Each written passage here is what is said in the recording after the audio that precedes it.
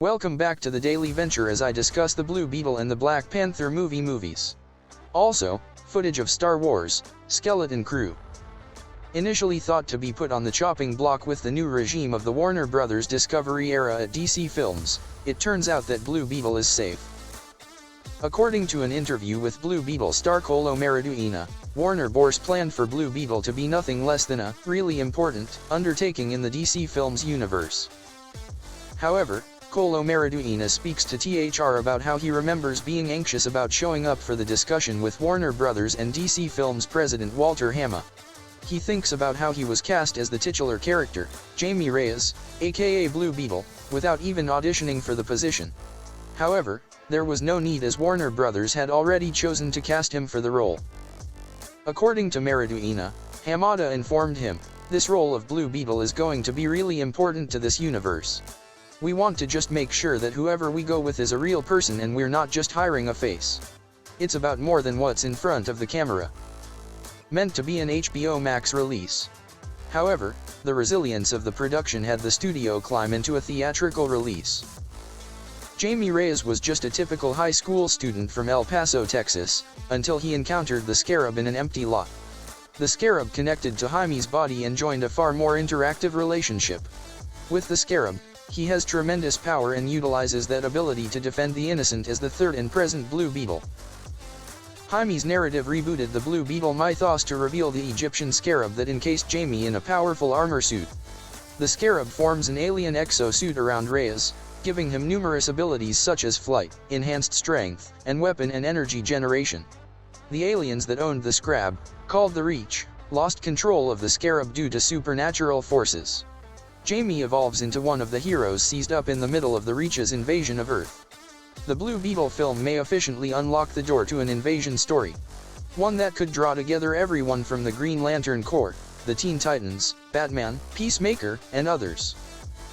Starting in Infinite Crisis number 5, March 2006, Reyes became the third Blue Beetle, formerly carried by Ted Kord and Dan Garrett. His monthly series debuted 2 months after with Blue Beetle Volume 7 number 1, May 2006. It was initially penned by Keith Giffen and John Rogers, with artist Cully Hamner. Giffen resigned from the comic before issue number 10, and Rogers carried over to finish writing duties, joined by artist Rafael Albuquerque.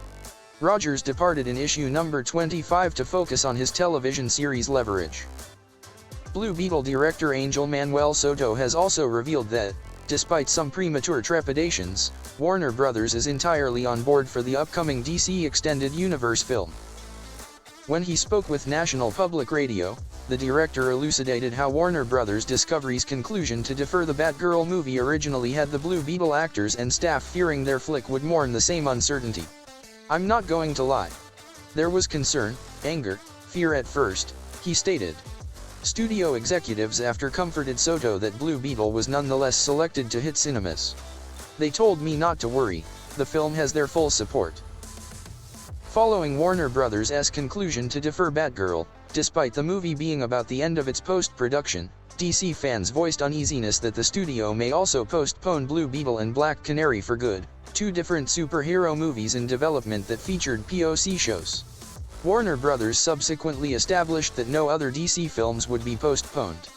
Based on the DCEU, Batgirl would be the original DC film emitted only on HBO Max. Leslie Grace was supposed to portray Barbara Gordon, aka Batgirl, in the movie, which would include Michael Keaton's Batman, J.K. Simmons' Commissioner Gordon, and Brendan Fraser as the film's baddie, Firefly.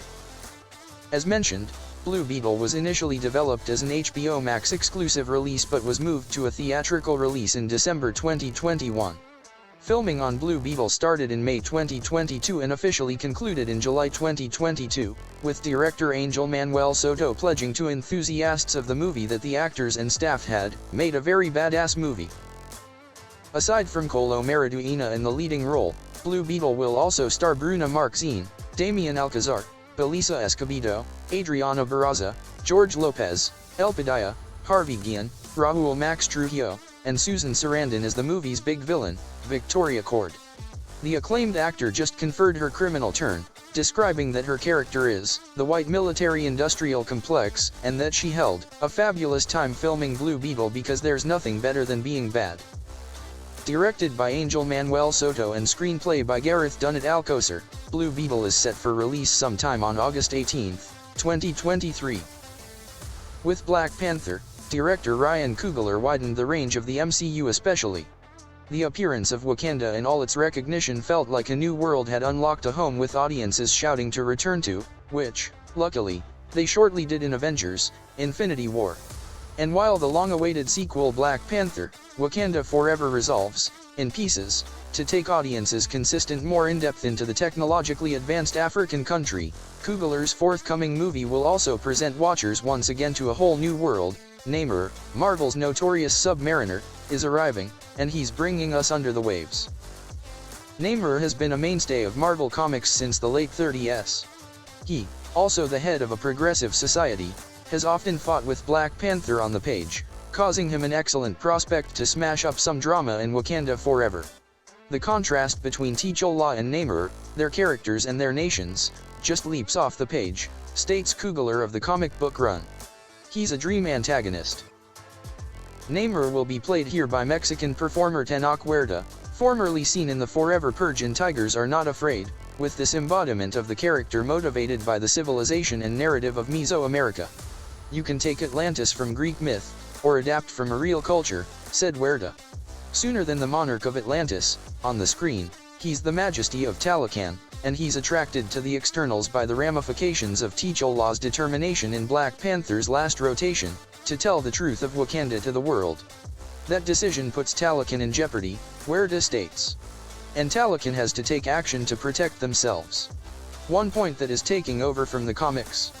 According to Huerta, his Namor is definitely a mutant.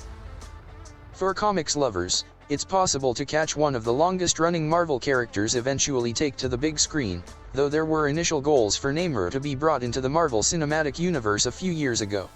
Ryan had a pitch for a tag at the end of Black Panther, Marvel boss Kevin Feige discloses. The camera would push through the palace in Wakanda, and then we'd see wet footprints leading up to the throne. Get ready for the most fantastic conflict of kingdoms. Also, according to the chain of Canada-based Cineplex, the Ryan Coogler-directed sequel boasts a 2-hour, 41-minute runtime, placing it in the running to evolve the most extended entry in Marvel Studios' Phase 4 and the second longest movie in the Marvel Cinematic Universe. Black Panther, Wakanda Forever is due in UK cinemas from November 11th. Among the film is director Ryan Coogler, Marvel boss Kevin Feige, stars Letitia Wright, Lupita Nyong'o, Danai Gurira, Angela Bassett, Winston Duke, Dominique Thorne, Tenoch Huerta, and more, in the November 2022 issue, on sale Thursday, September 29th. Pre-order a copy online here now. Meanwhile, new footage of a speeder bike sequence from Star Wars: Skeleton Crew, Jon Watts' forthcoming Disney Plus series, has appeared online. The Bespin Bulletin caught the footage on site at California State University, Dominguez Hills. The forum says the entertainer riding the speeder is Ravi Cabot-Conyers' stunt double. The short video depicts the stuntman turning the speeder cycle unexpectedly as if to stop or evade striking something before being tossed from the vehicle. In February, word broke that Disney and producer Jon Favreau were creating an unnamed Star Wars series under Grammar Rodeo. In May, Star Wars Celebration got word of the series' authorized title, Star Wars: Skeleton Crew, and that Jude Law was linked to star. Created by director Jon Watts and writer Christopher Ford, Star Wars: Skeleton Crew is depicted as a coming-of-age tale akin to classic Amblin movies of the 1980s set in the Mandalorian period of the Star Wars cosmos. The series observes a pack of children attempting to seek a way home after the collapse of the Galactic Empire. Encanto's Ravi Cabot-Conyers and United States of AI's Kriana Crater are the actors playing these youths, though Disney has yet to confirm their casting. Little else is understood about the Star Wars story. Skeleton Crew and the actors and staff have kept behind the scenes quiet since starting the production in July. Disney has just emitted one authorized photo from the series, the first glance at Law in costume revealed during the D23 Fan Expo. During this event, Watts stated he threw the series to Favreau while on the set of Marvel Studios' Spider-Man films, in which Favreau emerges as Happy Hogan. In 2019, Favreau established Disney Plus' universe of live-action Star Wars series with The Mandalorian, where he worked alongside Dave Filoni. The filmmaker stood watching Watts for a Star Wars undertaking when Watts gave him the idea for Skeleton Crew, conveying to Favreau that he and longtime collaborator Christopher Ford included a fully formed idea for what we would want to. Though a new and untested expansion to Star Wars canon, Skeleton Crew's first season funding is about $136 million, putting it well ahead of The Mandalorian's $100 million debut season. Star Wars: Skeleton Crew does not yet include an official release date, but the series is anticipated to hit Disney Plus sometime in 2023. Anthony Mackie, who stars in the upcoming Captain America: New World Order, conveys how he's getting pulled to wear the red, white, and blue for the Marvel Cinematic Universe. Mackie, the former Falcon, and new Captain America in the MCU, talked to Men's Journal about pursuing in the footsteps of the previous Captain America co-star Chris Evans, a job he takes while fielding a humanitarian position by roofing houses in New Orleans. Among the issues that Mackie consulted were his training regime and diet to reach superhero shape. "The most important thing is diet," Mackie told Men's Journal. "I go to a lean protein and veggie diet of fish, chicken, and turkey with assorted vegetables. I don't really need carbs for energy. I have high energy already. So I just kick out all the bad stuff.